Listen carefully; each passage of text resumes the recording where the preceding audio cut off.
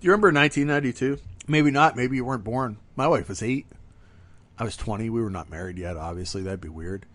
1992, 20-year-old Sam, not able to legally drink, already an alcoholic, but out there watching movies.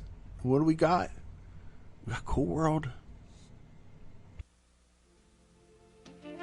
During his 10 years in prison, Jack Deebs created his own world. It made him very successful. You're Jack Deebs, the creator of Cool World, right? I can't believe this. Now he thinks he's going home to the real world. But he's wrong. Real wrong. Welcome to my world. You're not in Kansas anymore. Freeze. Cool World Police. I'm a cartoonist. I drew all this. This place exists with or without you. Get a little closer here, babe. Give us a kiss. Go away. I'm out of here. I've been waiting for you, darling. Noids do not have sex with doodles. It's the oldest law in Cool World. If that happens, you call me. I got it, boss. Since it's only a dream, indulge your fantasies. The man is in the bedroom. Are you gonna follow the rules? Or are you gonna follow your instincts?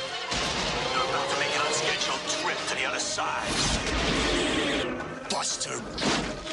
This is gonna be the biggest disaster the Cool World has ever seen. Stop! Cease! Nobody's gonna stop me now. You look good in the flesh. It's almost a shame I gotta take you back. I just wanna be real. You gotta slow down. Not on your life, pal. Enough out of you, kitty. This place should be erased. Hey, it's a living. Cool World. We may not be real to you as yet, but we will be. It's a time when My Wife with the Thrill Kill Cult was showing up in movies all over the place. They played After the Flesh and The Crow. Can't rain all the time. They're on the soundtrack of Showgirls. Hit and Run Holidays in the Flintstones. They're even on the soundtrack of Basketball. And they're all over this movie, Cool World from 1992. The Devil Does Drugs, Holly's Groove, Sex on Wheels, Hard Rock, Motor City, Love Life, Her Sassy Kiss, Sedusa. Thrill Kill Cult's all over this movie, which is a lot like the band. It's a mix of the past, the imagined future, sex, violence, drugs, and danger. It's also the first movie that Ralph Bakshi made after Fire and Ice. He'd been working on plenty of films. Maybe he was going to make Fear and Loathing in Las Vegas, a new version of Mike Hammer, or an animal version of Sherlock Holmes. He turned around directing Something Wicked This Way Comes, and doing Android's Dream of Electronic Sheep, which he passed on to Ridley Scott and turned into Blade Runner. He also wanted to make The Catcher in the Rye. Holy cow, he actually got to talk to J.D. Salinger. He told him the novel was unfilmable.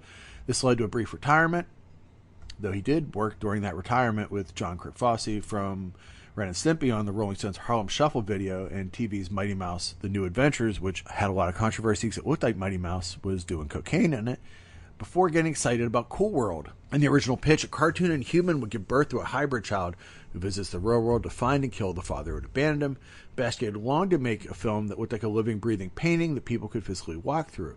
Designer Barry Jackson helped bring these worlds to life, which were created as gigantic paintings, and the animation was made to look like a mix of Fleischer Studios and Terry Toons, yet even as expensive sets were being built. Frank Mancuso Jr., the producer from Paramount, secretly had a new screenplay written and demanded that Bakshi direct that film. Under the threat of lawsuit, Bakshi punched him in the face at one point, which may be the reason when there was a lawsuit. Even casting was changed, with Hollywood, the lead female role, switching from Drew Barrymore to Kim Basinger.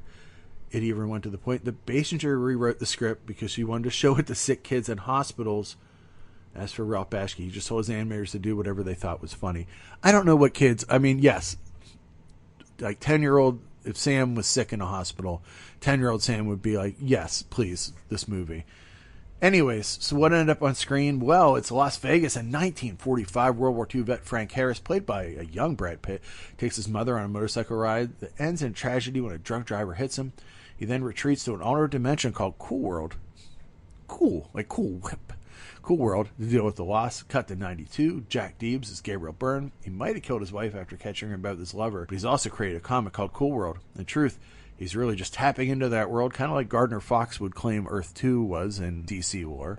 Nerd alert! And inside that world, Hollywood, Kim Basinger, has kept trying to visit the real world, but is continually denied by Frank Harris, now a detective, who keeps people from crossing between dimensions. Once he gets out of jail, Jack finds his way to Cool World and meets up with Holly and Frank. Frank warns him that this world has existed before he was even alive, and for years, Noids from the human world have tried to have sex with Doodles, or Cool World inhabitants. It is never really stated, but if humans have sex with cartoons, horrible things will happen. And we find out what they are, because Holly seduces Jack and becomes human. This is direct contrast to Frank, who has a rough relationship with his doodle wife, Lynette, who they can't sleep together. His partner, Nails, doesn't tell him about Holly's crime, so Frank can try and patch up his latest fight with his girl. Fortunately, Holly murders Nails and crosses over to our world. Holly goes nuts in our world. She gets on stage with Frank Sinatra Jr. and tries every vice she can, yet she and Jack are now stuck between worlds unless they find the spike of power, a magic object that a doodle in the real world left behind. She unleashes Cool World on our world, but Jack stops her. Holly kills Frank, but because she was a doodle in our world, and who decides on these laws, he can now be reborn as a doodle in Cool World to the delight of his girlfriend. Now they can finally have sex. Also, Holly and Jack end up as a toon couple. Cool World wants to be an adult Who Framed Roger Rabbit, which is how it was sold. That doesn't explain much, but I feel like Cool World is where the imagination of our world lives. It's symbolized by the sketches that show up out of nowhere. It feels like there's plenty of potential, but knowing what we know today, the studio interference, there's a ton here, took the heart and soul out of the film. Though they did spend money on this film, Paramount created a publicity uproar by placing a giant cutout of Hollywood covering the D of the Hollywood sign. They got it for really cheap. They had to make a $27,000 donation to the maintenance fund, another $27,000 to the Rebuild LA fund, and a salary for 2 park rangers to guard the sign. Local residents were enraged and demanded that the ad be taken down. This also, Beyond My Life, the Thrill Kill Cult, has a great soundtrack. It's got Bowie, Thompson Twins, Electronic, Future Sound of London, Ministry, Moby, Brian Eno, others, and The Cult doing The Witch, which is one of my favorite Cult songs. It's a time capsule in 1992. Oh, what a time. A time when we were stuck between this weird rebirth of hippie ethos. We also thought that electronic music and industrial was going to take over. Everybody wore boots. Things seemed like the end of the world because 1999 was 7 years away. We had no idea how good we got it. I thought the 90s sucked when I was living in them. Now I am wistful for them as we live in the 2020s. Anyways, Cool World. You can watch it. Tell me what you think of it. Send me an email. Try not to make this ending sad. At bnsaboutmovies@gmail.com. You can come to the site, bnsaboutmovies.com. Let's watch more movies.